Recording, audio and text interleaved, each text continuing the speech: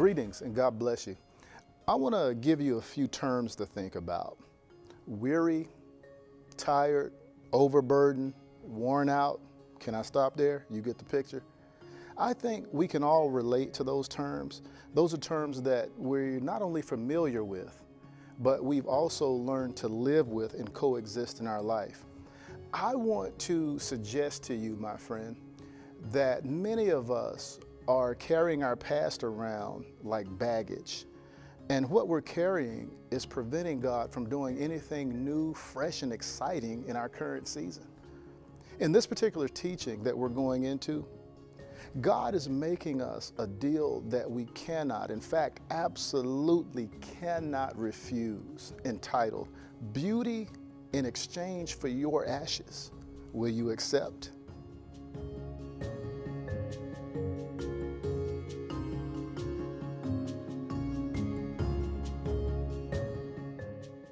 Turn to Isaiah 61.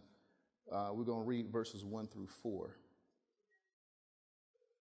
Really don't even need to read all of that, but we just will. Let me know when you get that. And once you get it, I'm going to give you some perspective so that we can really understand what it's saying. How many know sometimes it's difficult to just jump into the Bible and start reading and know what exactly it is they're talking about? So let's get some background, just a little bit of background on what's happening right here in Isaiah 61 in verses 1 through 4. Let me know when you got it. If you don't have it, just say, well, I'm faking it. Just keep reading.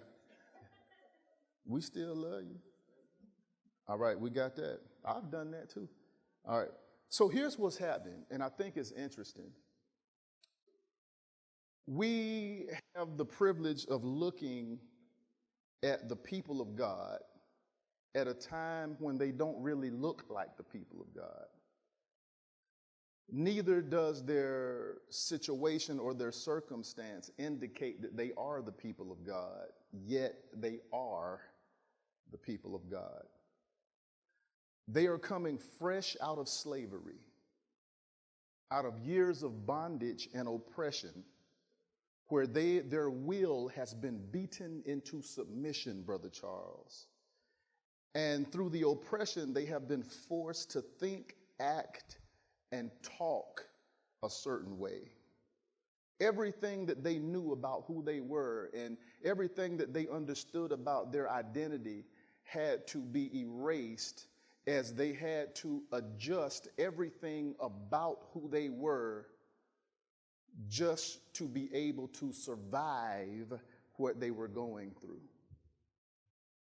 Now, most of us should be able to relate to these people, because sometimes we have defined ourselves by what we are going through or maybe what we're not going through.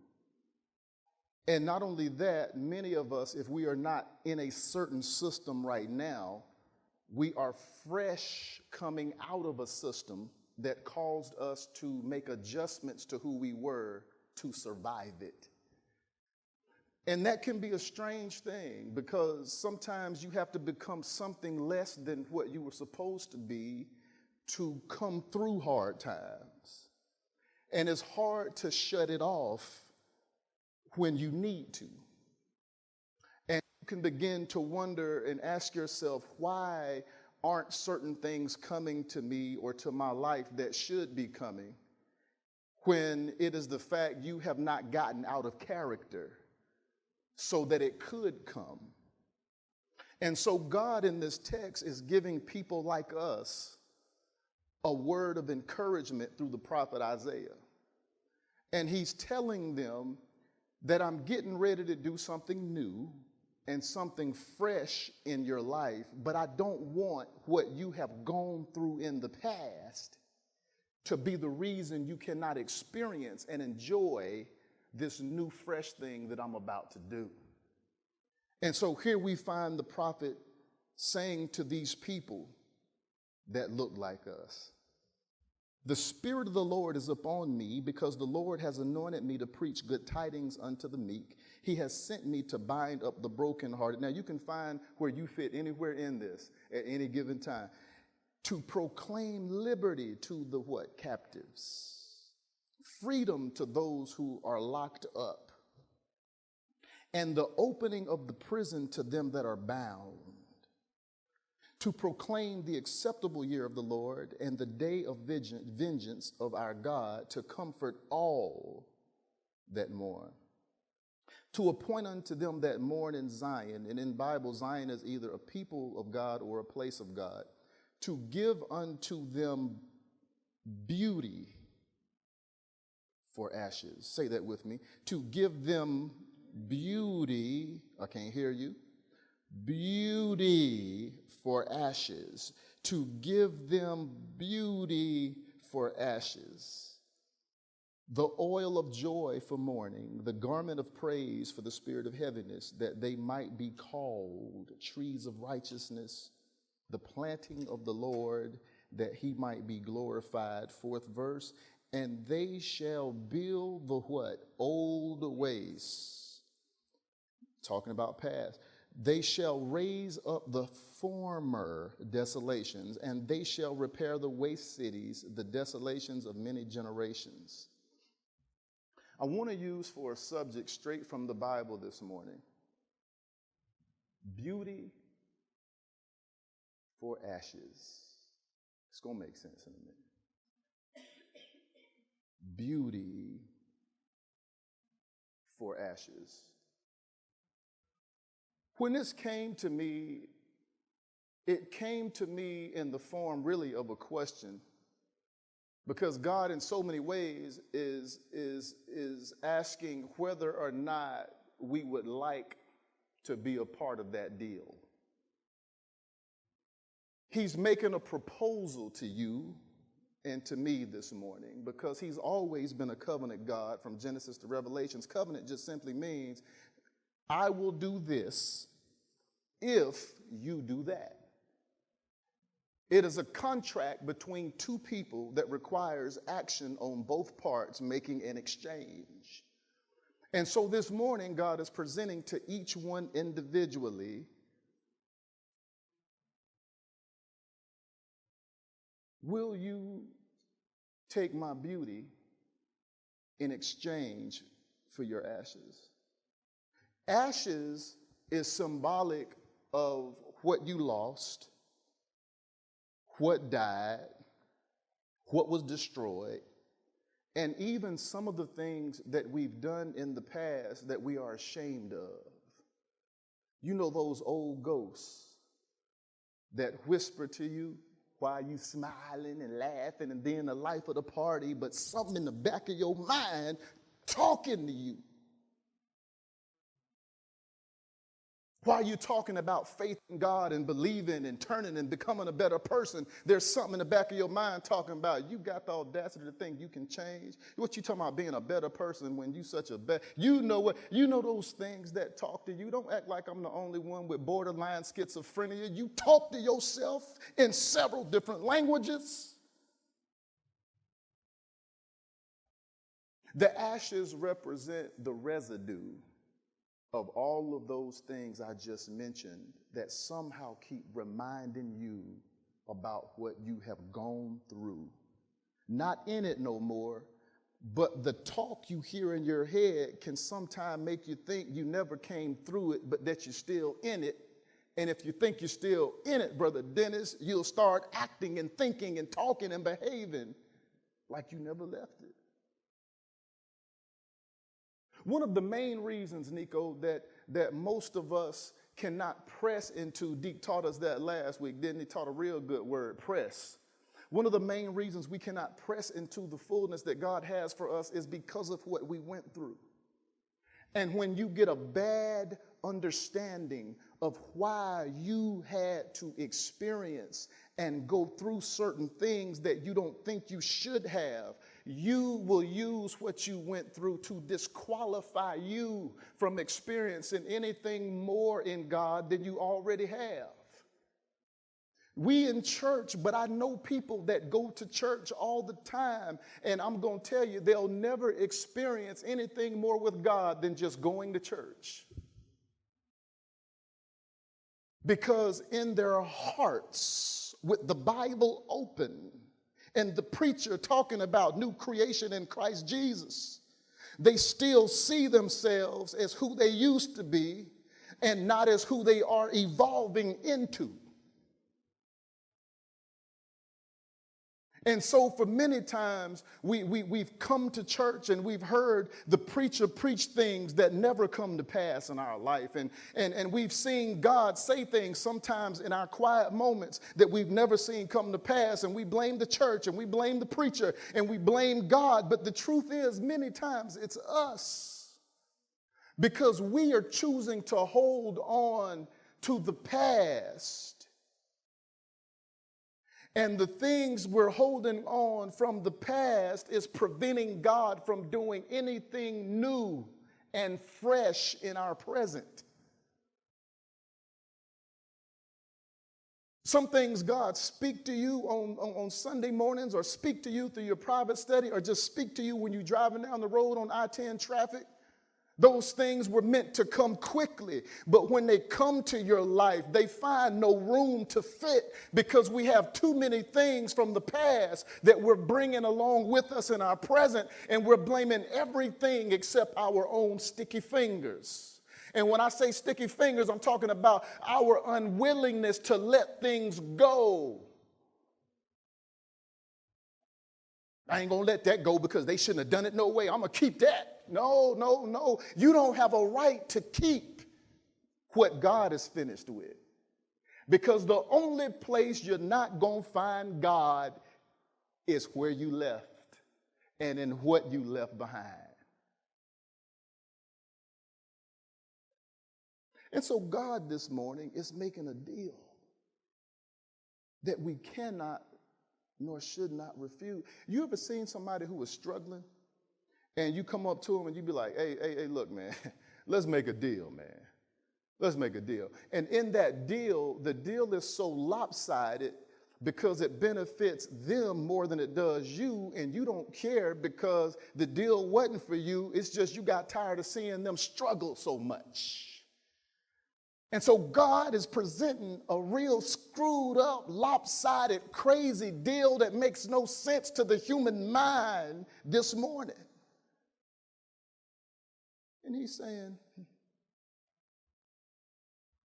I'll give you my best in exchange for your worst.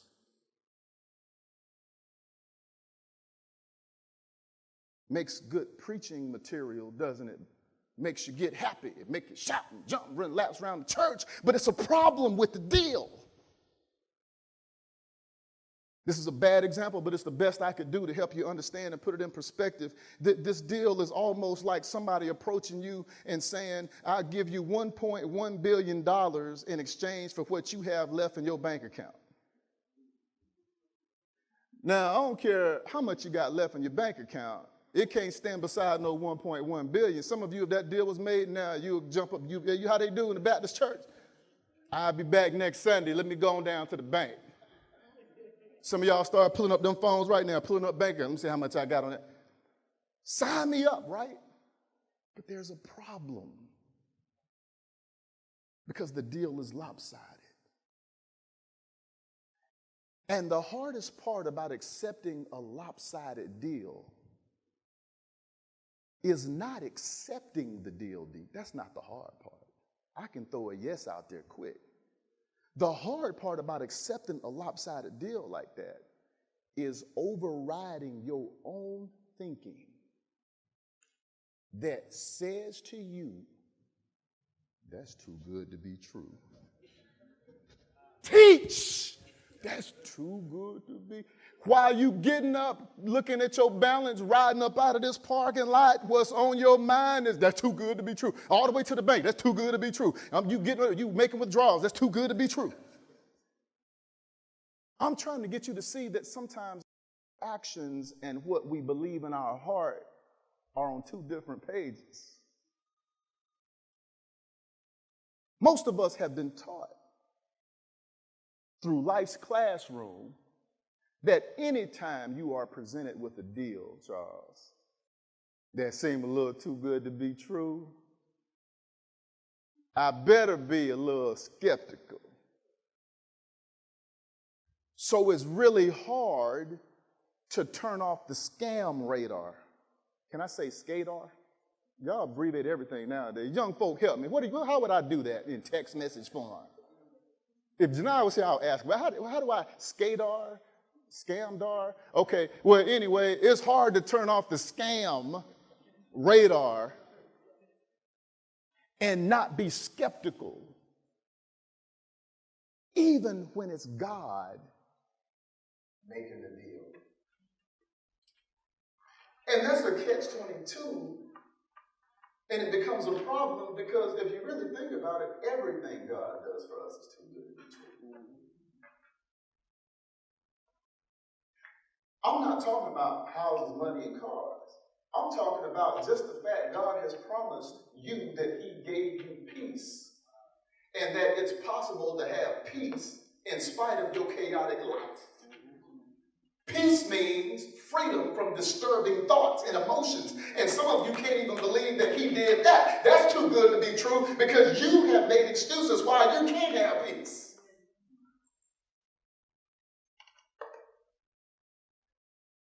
Trust me, you need peace more than you need money, more than you need a house. You have peace, you can make the money. If you have peace, you can get the car. You can make the right deal for the car. If you got peace, you can do all those things. But if we're believing for bigger and we haven't even learned how to receive from God the less, because something in our mind says it's too good to be true.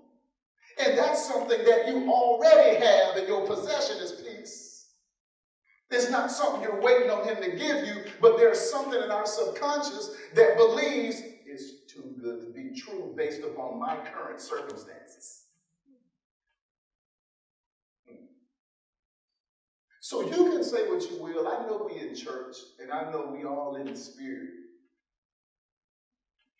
But the truth is, the hardest thing we will ever learn how to do is receive from God, because everything God does for us is in greater proportion than what we deserve.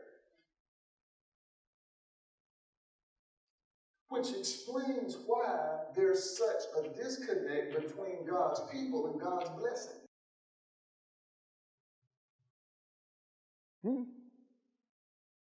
Because what we do is when God wants to do something new and now, we call on our past to tell us whether or not we can have it. We only have a 12th grade education. Well, you know, right now, man, my money kind of funny and I ain't laughing. And you know, God. See, for us to accept God's more in exchange for our less, it's going to take more than just a yes from you. It's going to require a faith from you. And I don't care what you say, faith is not easy. And anybody that tells you faith is easy is because they've never had it.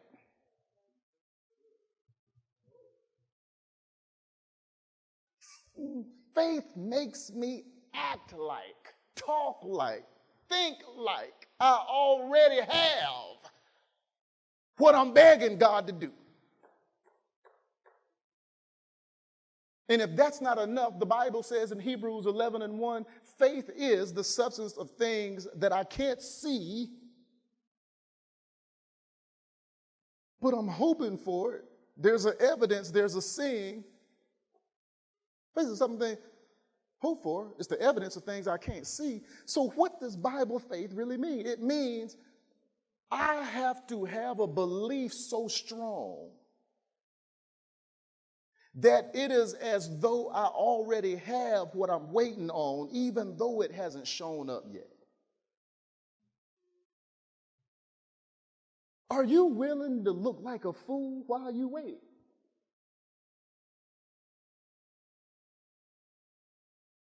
No. This is real church right here, you know, because that's what it is. Sometimes I'm walking around talking to stuff that ain't there, and that subconscious part of my mind, like, what's he talking to? Ain't nothing right there.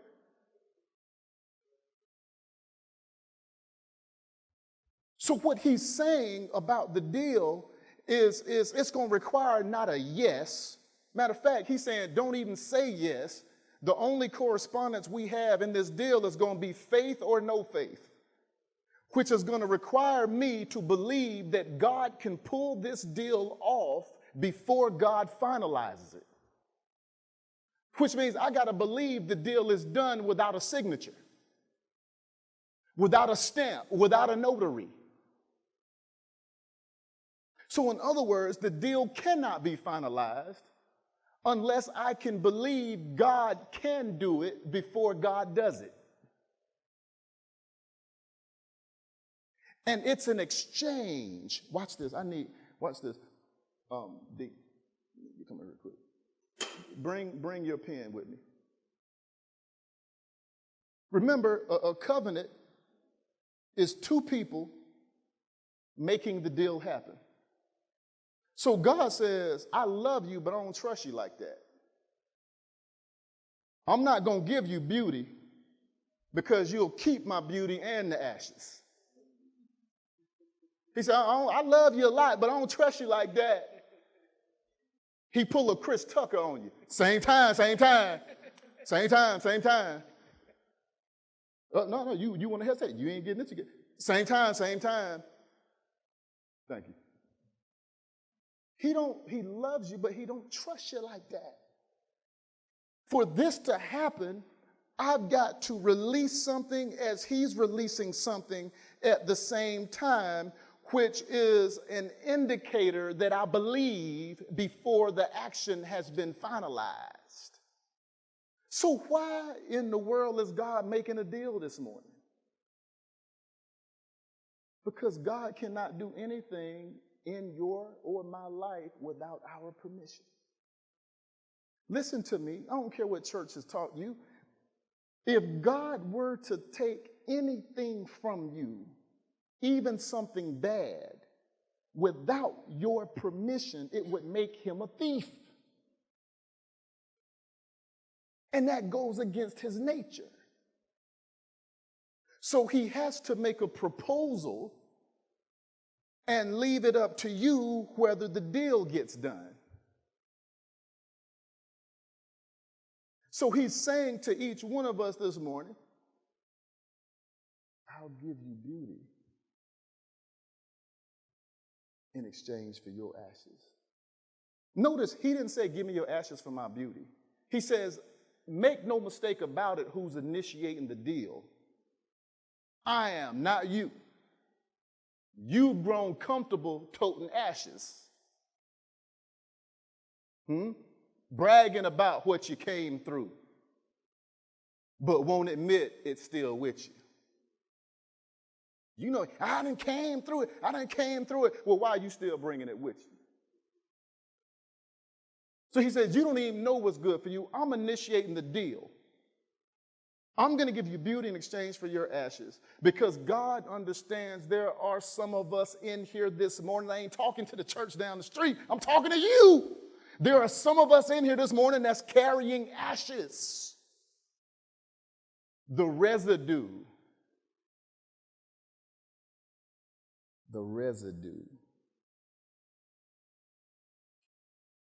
that reminds you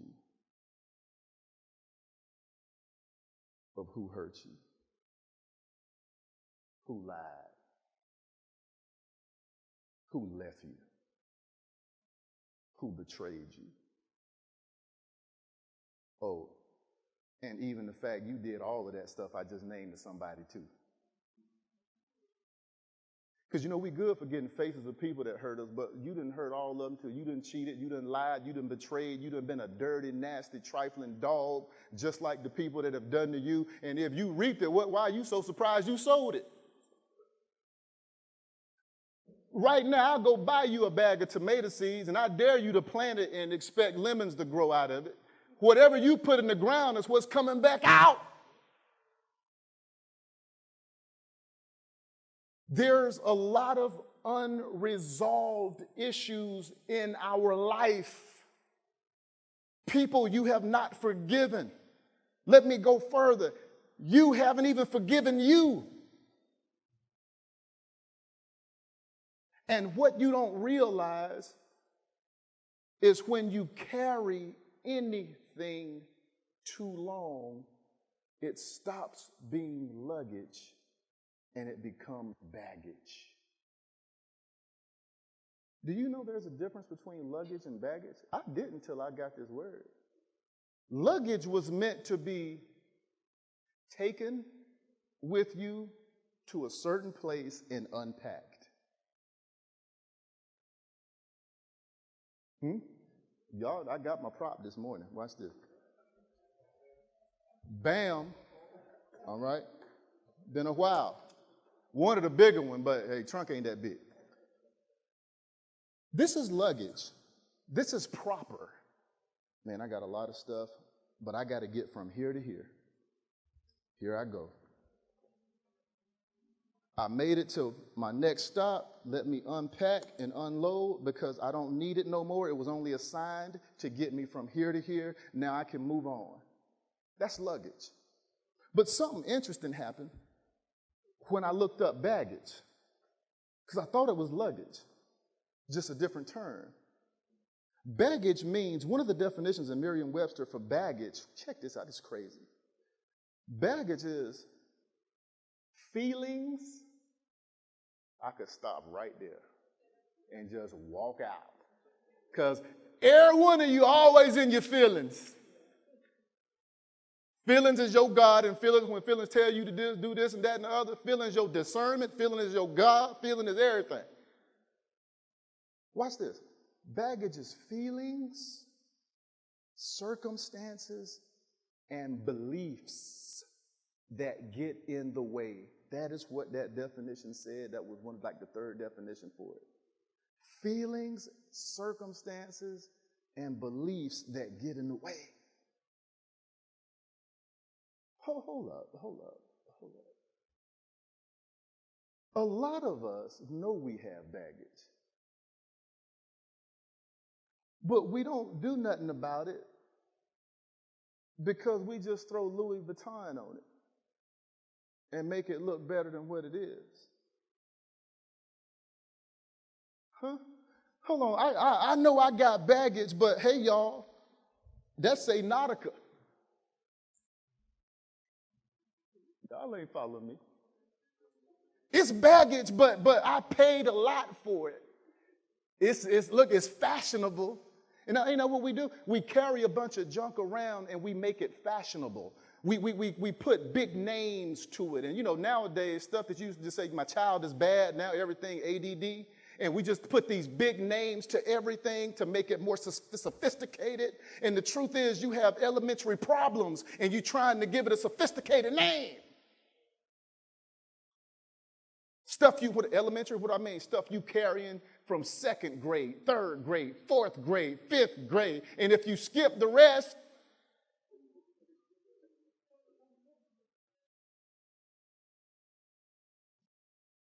I want to tell you this morning that even if you put Nautica on it, Fat Farm, that's played out now, I guess. I used to. Nautica, Polo, Ralph Lauren, whatever you want to put on it. The only thing your baggage has in common with all that expensive stuff is you paid too much for it. Y'all don't want to hear me. You paid too much. It's taken a toll on your mind that your mind can't afford. It's taken a toll on your relationship that your relationship can't afford. It's taken a toll on your kids that your kids can't afford, all because you want to look fashionable and carry a bunch of stuff around that you should have been through, went through, and came out of. It's beliefs, circumstances, and feelings. And it gets in the way. So instead of carrying it to one place and unloading it, this is what my life looked like. Hey, what's going on, Nicole? Hey, what's up, Erica? Hey, Charles, what's going on, man? Then I try to have a marriage with the suitcase. Hey, we going to bed tonight with the suitcase. Saying praise the Lord. I'm up here preaching with the suitcase. I'm up here trying to sing and bring you into the glory of God with the suitcase. But it's Nautica though. Now, if you saw me at the airport, you would say this was normal. But if you saw me at the grocery store, if you saw me at the gym, if you saw me at work, if you saw me on a vacation walking around on the beach with the family, the wife and the kids, with my baggage, it's getting in the way. And inside of this, tucked away in my expensive bag, is my hurt, my unforgiveness, what I didn't get as a child, what I got too much of as a child, what I didn't have, and who should have did this and who shouldn't have done that. Oh, and by the way, in this small bag over here is tucked away what I shouldn't have done, but I did it and I shouldn't have. And over here in this little pouch, because these bags are fancy and they got all kind of hidden pouches. So over here in this hidden pouch, you know what I got? I'm carrying a little bit of regret too. And I'm carrying all this around to work, preaching, singing, greeting at the door. All of it with me the whole time. I have a question. Are you living out of your suitcase? People that travel a lot, that's a term they use. It's scary, though. Listen, I'm living out my suitcase. You know what I mean? I only have access to wear what I brought with me. I'm bringing my baggage everywhere I go. So I have no choice but to wear unforgiveness. I have no choice but to wear what somebody did, and I'm making somebody new suffer for what somebody old. Who am I talking to? I want a relationship. I'm waiting on my man. I'm waiting on my woman. Why? So you can abuse them? So you can take out on them what you couldn't take out on that one? Do you see how your past keeps trying to make cameo appearances in your now? Look, you mess around. You end up with the wrong person. You sit up there laying in the bed and they be talking and they sleep. You're like, who you talking to? Oh, that wasn't you, it was somebody else. Blah, blah, blah, blah. You're like, what? Oh, no, that wasn't you, it was somebody else. I mean, I'm forced to wear my hurt because I'm living out of my suitcase. Let me tell you something. If you live out of your suitcase, then what's in the suitcase is going to live out of you. What's living out of you? You say you forgave, but why are you wearing unforgiveness? Do you know where being skeptical and suspicious comes from? It gets its strength from somebody that did you wrong and you vowed to yourself, I will never be done like that again. So now you live on defense in a fenced-off house because you are wearing something that you went through and you were supposed to discard it so you could change clothes. But when you live out of your suitcase, all you can do is wear what I bring with me.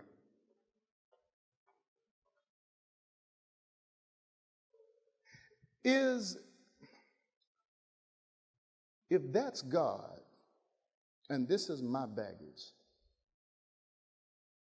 is what I'm bringing with me getting in the way of God doing a complete work in my life?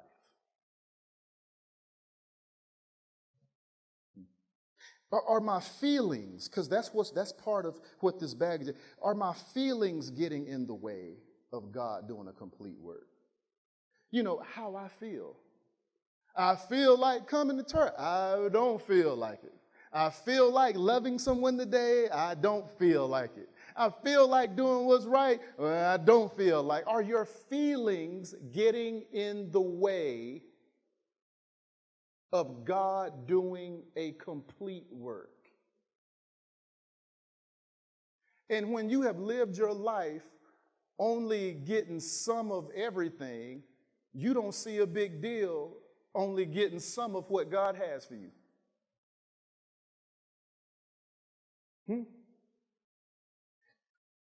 Are your circumstances getting in the way of God doing a complete work? Depend on what's, I'm good, but it depends. Here's the fine print for the contract, y'all. Every contract got a fine print. God, I'll take that beauty, though. I'll take the beauty, God. But here's the catch, God. Depending on my circumstance, that's going to depend. Do you know why? Because in some strange, weird way, the ashes have become attractive. Because they give me an excuse to be dysfunctional. I've been hurt and you don't understand. How many can be honest about that? I just dropped something strong on your eardrums. Have the ashes become attractive to you? Because the ashes justify my dysfunction. Charles, I got a right to be like this because I was molested and you don't understand. I got a right to be that way because, I've been dogged out and this, that, and the third, and I have a right. See, in the Bible, when things got bad, they would take the ashes and throw them up over their head, and they would wear the ashes all around the city. Because when people saw them covered in ashes, they knew that person was going through something. And the ashes have become attractive because they give me permission to live by my own law and listen to my own head and whatever feels right and whatever the circumstance dictates. I believe it's okay because can't you see my collection of ashes?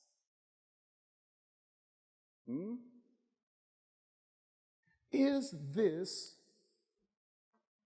thing that you're pulling around that got you looking crazy outside the airport, is this thing right here getting in the way?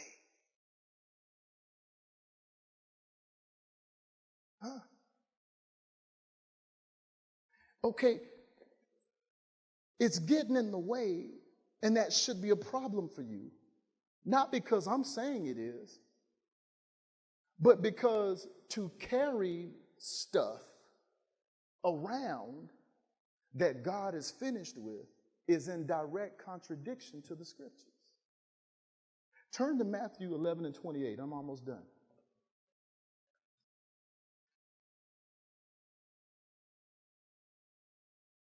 Watch this.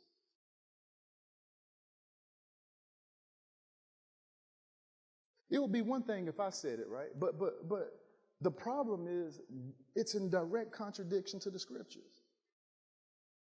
Do you have it? Matthew 11 and 28. I want you to see something.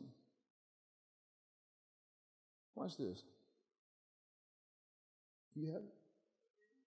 Now, this is yours should be in red, mine too. That's just indicating that this is recording from what Jesus said.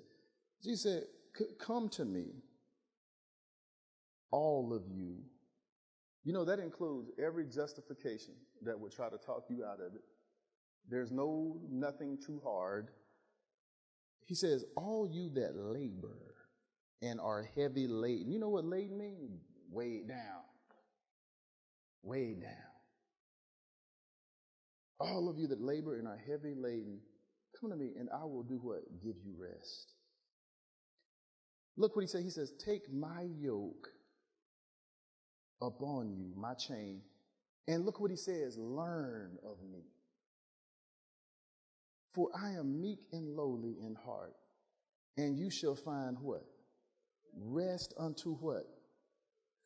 He didn't even say your body. The soul is that emotional part of you. That's the most active part of you. Your will, your emotions. That's the stuff that is emotionally tied to the baggage.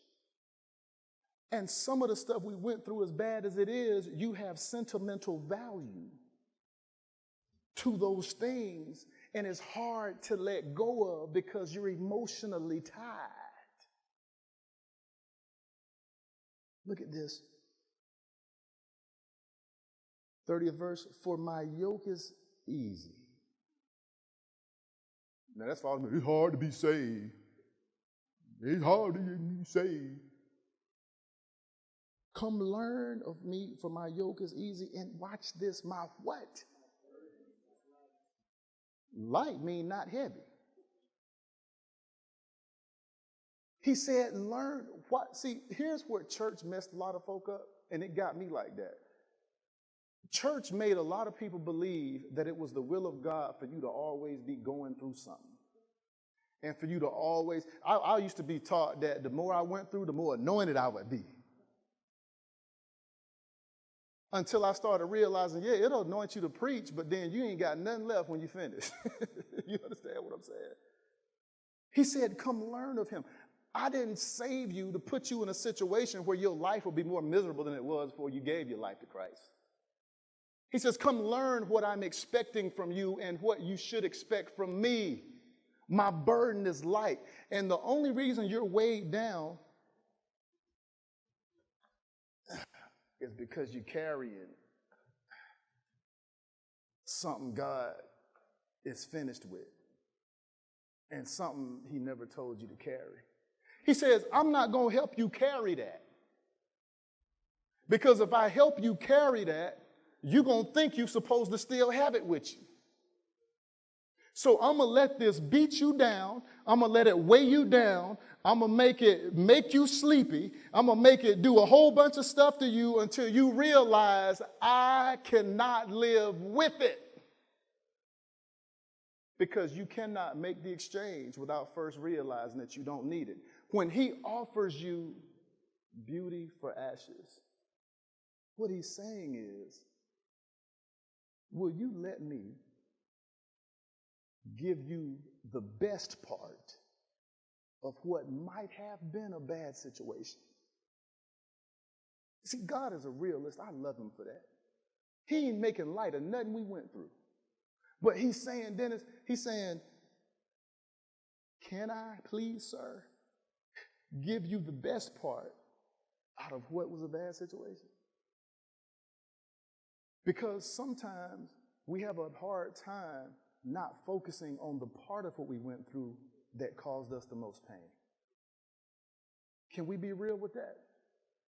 It could have been some good in it, but you'll never attach to it because you still like, man, that hurt. Man, that shouldn't have happened. I can't believe. And you latch on to that part, but there's always two sides to your story. And hear me as I get ready to wrap this up. If you only focus on the bad part will become a part of you. So if whatever part I choose to focus on is going to become a part of me, then what part do I need to be focusing on the most?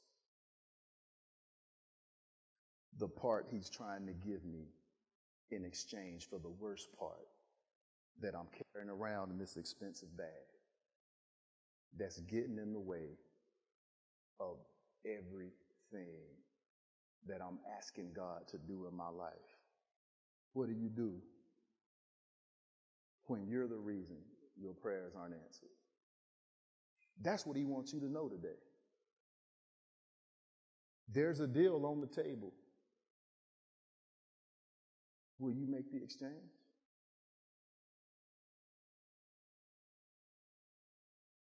There's an offer you can't refuse. It's lopsided. It's unfair to him. It's less than we deserve. But he's tired of seeing you struggle while you praise God. He's tired of seeing you read scriptures that you don't see come alive in your life. He's tired of seeing you go to church and you don't know what the preacher preached because you couldn't pay attention. He's tired of seeing you talk about faith that you've never really engaged because you never put yourself in a position where faith was necessary. Your relationship can't begin with someone until you know what they bring to the table. Some of us, our relationship is stuck with God because you have not seen him. That's just the truth. You have not seen him do enough for you to fall in love with Jesus, the best thing I ever done. And so he's saying, you can live on either side of this baggage,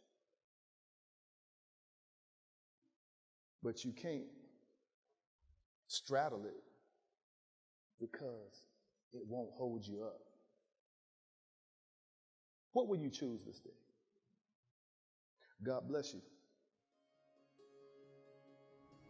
Hey, I trust you were blessed by that clip. You know, whatever fancy name we give our baggage, guess what? It's still baggage. Baggage can be defined as beliefs, feelings, and circumstances that we've learned from our past that prevents God from doing anything different than what we've already experienced. You know, here's another perspective on that. When you look at your past, you get to decide what you want to focus on. And whatever part of your past you focus on becomes a part of you.